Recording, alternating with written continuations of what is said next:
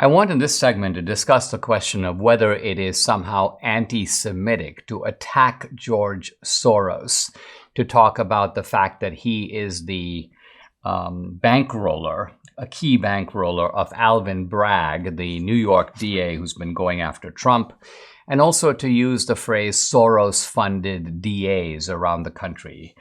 The fact is that the DAs around the country are Soros-funded. In races where there's not a huge amount of money involved, Soros often puts a big infusion of cash to help very left-wing DAs make it into the DA's office. And of course, there are very bad policies that come out of that.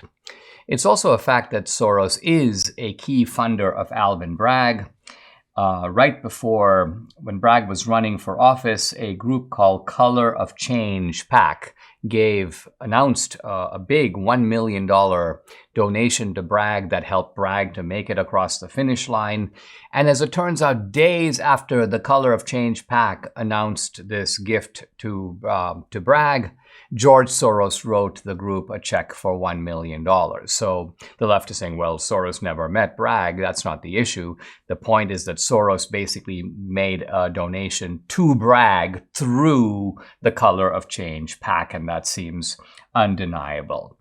Now, I'm seeing all over the place in media accounts the idea that somehow because Soros is Jewish, and we'll see how Jewish he is in a minute, that it's somehow an anti-Semitic trope to talk about Soros, even if his Jewishness is not mentioned. Why? Because we're talking about Jews, we're talking about money, we're talking about control. Here, by the way, is NPR, All Things Considered, the NPR host named Mary Louise Kelly. And she says that, quote, about Soros, he's Jewish, which brings with it all sorts of connotations if one wants to play on anti-Semitism.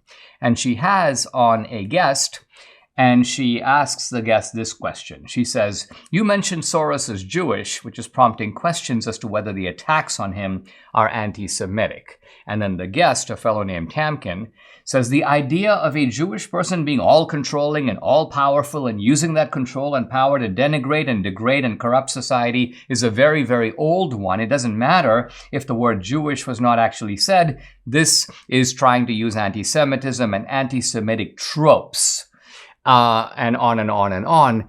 And this is the question I want to look at. Now, the fact is, George Soros does have a lot of power, and he does have a lot of control. In that sense, he's not an ordinary Jew. We're not just talking about some guy, Nathan, who lives down the street or who's a realtor. We're talking about a guy who is a multi-billionaire with a net worth around the, $30 or $40 billion, who has also announced that I am giving, and to a degree have given, a large part of that wealth to my political causes, administered, by the way, to a considerable degree by Soros's now adult son, a guy who has been going essentially almost in and out of the White House on a regular basis to meet with Biden. So there's a Soros hand in the White House. So it doesn't seem unreasonable, given all this, to say, hey, Soros does have a lot of power. He does seek control. By the way, not just in the United States, but around the world. Now, in this context, I want to revisit a very interesting interview that Soros gave going back to 2006 with Steve Kroft on 60 Minutes.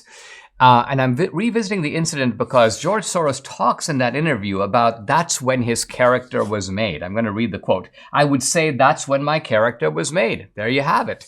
And what is the character that he's talking about? Quote, I am basically there to make money. I cannot and do not look at the social consequences of what I do. Here's Soros saying basically, I'm in it for myself. I'm in it for self-interest.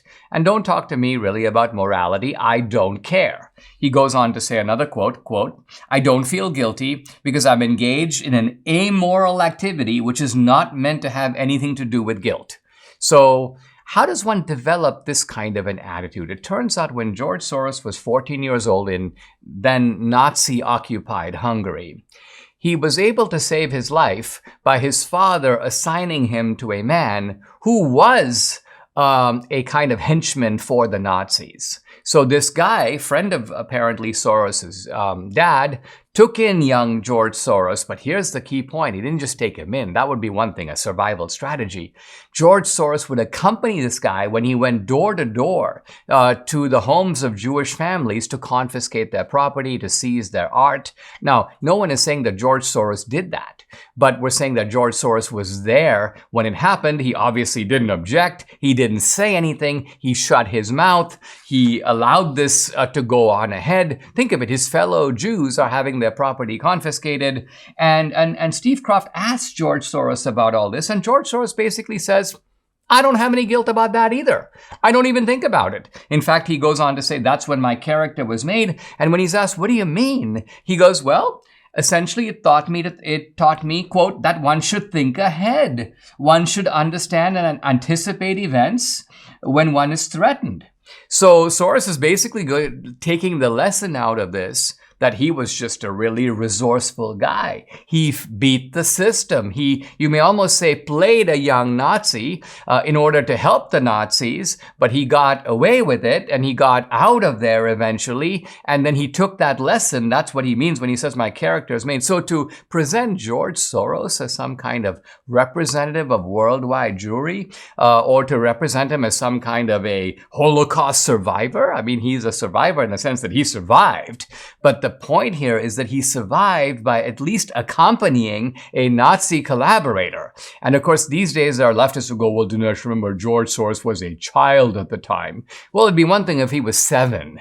But George Soros was 14 years old. And what's interesting to me is not just what he did at 14, but his adult reflections as delivered in the year 2006 about what he did when he was 14. And it's pretty clear that George Soros feels no sense of compunction. He feels no sense of guilt. He feels no sense of morality. He is actually a thoroughly amoral guy.